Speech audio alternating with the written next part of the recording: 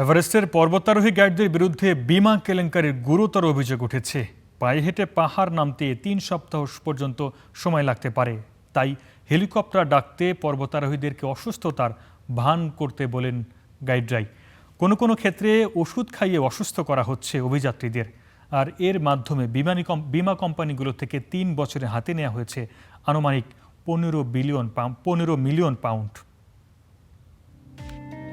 পৃথিবীর ছাদ, মেঘেরও উপরে দাঁড়িয়ে থাকা এক স্বপ্নের নাম মাউন্ট এভারেস্ট, সর্বোচ্চ পর্বতশৃঙ্গ।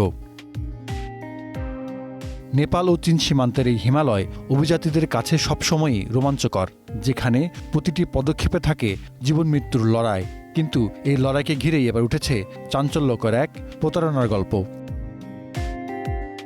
ব্রিটিশ ট্যাবলয়েড দ্য সান বলছে, এভারেস্টে পর্বত আরোহীদের অসুস্থ বানিয়ে হেলিকপ্টারে উদ্ধার দেখিয়ে কোটি কোটি টাকার বিমা জালিয়াতি চলছে, জানিয়ে প্রতিবেদন করেছে কাঠমান্ডু পোস্ট।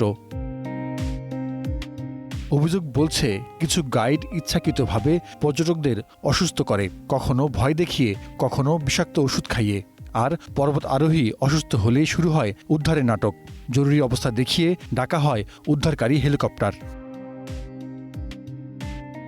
এক হেলিকপ্টারে একসাথে কয়েকজনকে নেওয়া হলেও বিল করা হয় আলাদা আলাদা রেস্কিউ অপারেশনের। প্রকৃত খরচ ৩,০০০ পাউন্ড, কিন্তু দাবি করা হয় ৯,০০০ পাউন্ড পর্যন্ত।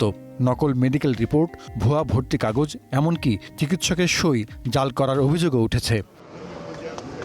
২০২২ থেকে ২০২৫ সালের মধ্যে এভাবে শত শত ভুয়া কেসের মাধ্যমে অন্তত ১.৫ কোটি পাউন্ড হাতিয়ে নেওয়ার অভিযোগ উঠেছে।